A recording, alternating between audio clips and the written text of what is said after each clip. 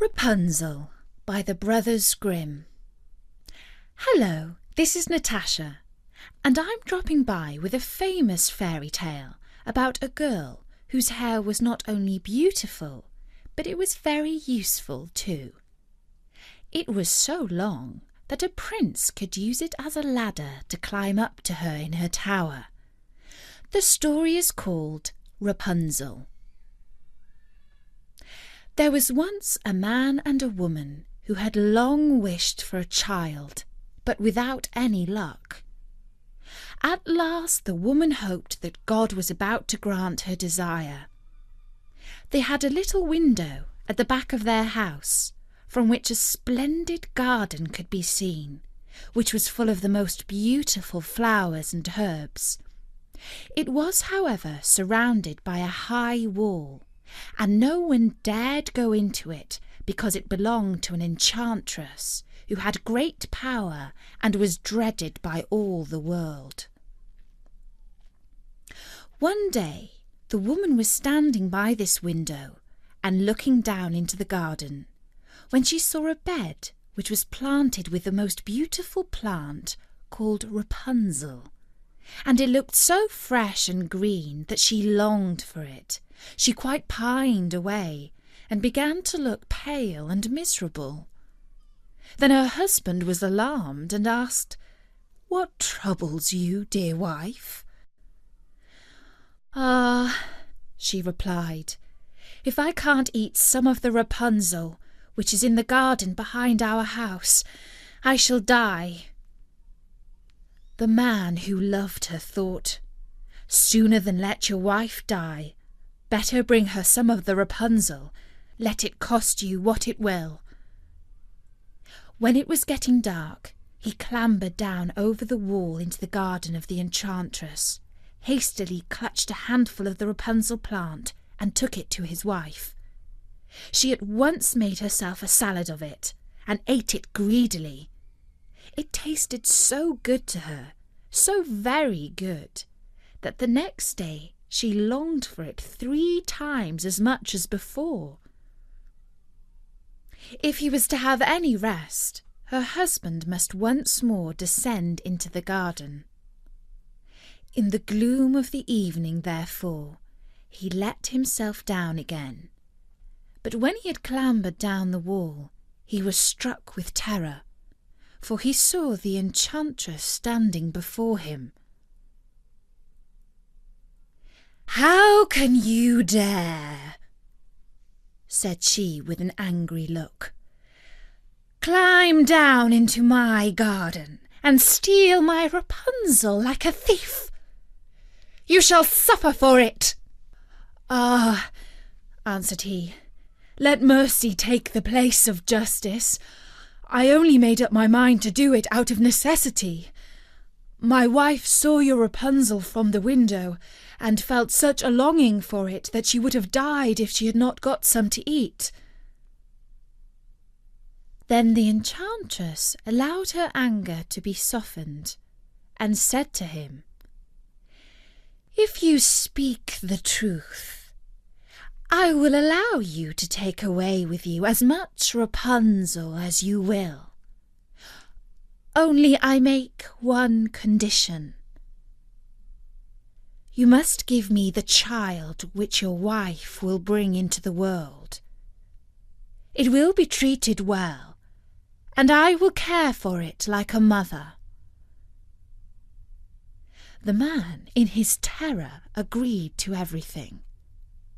And when the child was born, the enchantress appeared at once, gave the child the name of Rapunzel, and took it away with her.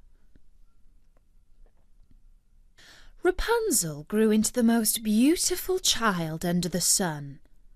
When she was 12 years old, the enchantress shut her into a tower, which lay in a forest, and it had neither stairs nor doors, but right at the top was a little window. When the enchantress wanted to go in, she placed herself beneath it and cried, "Rapunzel, Rapunzel, let down your hair for me." Rapunzel had magnificent long hair, fine as spun gold, and when she heard the voice of the enchantress, she unfastened her braided tresses, wound them round one of the hooks of the window above, and then the hair fell 20 yards down, and the enchantress climbed up by it. After a year or two, it happened that the king's son rode through the forest and passed by the tower. Then he heard a song, which was so charming that he stood still and listened. This was Rapunzel, who in her solitude passed her time in letting her sweet voice sing out. The king's son wanted to climb up to her, and looked for the door of the tower, but none was to be found. He rode home, but the singing had so deeply touched his heart that every day he went out into the forest and listened to it.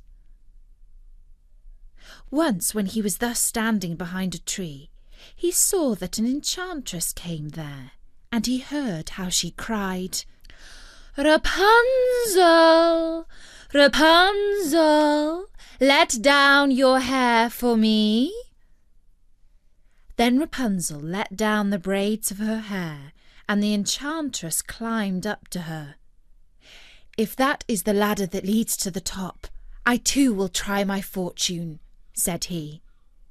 And the next day, when it began to grow dark, he went to the tower and cried, "Rapunzel, Rapunzel, let down your hair to me." Immediately the hair fell down, and the prince climbed up. At first Rapunzel was terribly frightened when a man, such as her eyes had never yet beheld, came to her. But the king's son began to talk to her quite like a friend, and told her that his heart had been so stirred that it had let him have no rest, and he had been forced to see her. Then Rapunzel lost her fear, and when he asked if she would take him for her husband, and she saw that he was young and handsome, she thought, "He will love me more than old Dame Gothel the enchantress does." And she said yes, and laid her hand on his. She said, "I will willingly go away with you, but I do not know how to get down.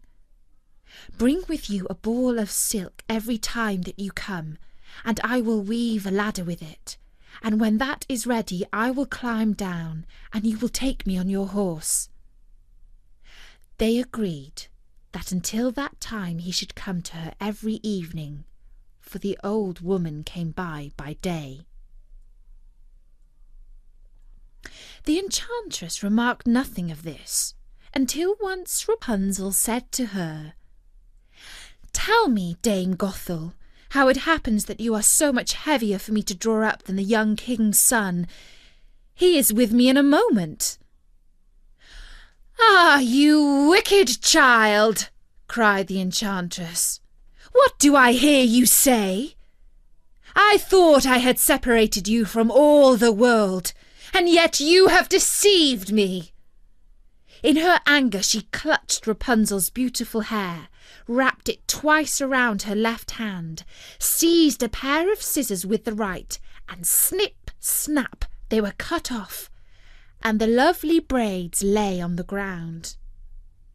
And she was so pitiless that she took poor Rapunzel into a desert, where she had to live in great grief and misery. On the same day that she cast out Rapunzel, however, the enchantress fastened the braids of hair, which she had cut off, to the hook of the window, and when the king's son came and cried, "Rapunzel, Rapunzel, let down your hair to me," she let the hair down.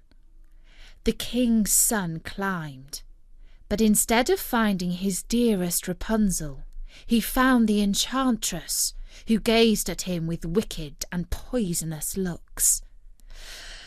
"Ah!" she cried mockingly, You would fetch your dearest, but the beautiful bird sits no longer singing in the nest. The cat has got it, and will scratch out your eyes as well. Rapunzel is lost to you. You will never see her again." The king's son was beside himself with pain, and in his despair he leapt down from the tower. He escaped with his life, but the thorns into which he fell pierced his eyes.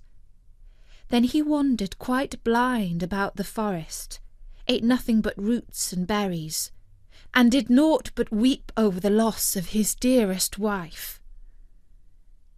Thus he roamed about in misery for some years, and at last came to the desert where Rapunzel, with the twins to which she had given birth, a boy and a girl, lived in wretchedness. He heard a voice, and it seemed so familiar to him that he went towards it. 2 of her tears wetted his eyes, and they grew clear again, and he could see with them as he did before. He led her to his kingdom, where he was joyfully received, and they lived for a long time afterwards, happy and contented. And that was the story of Rapunzel by the Brothers Grimm.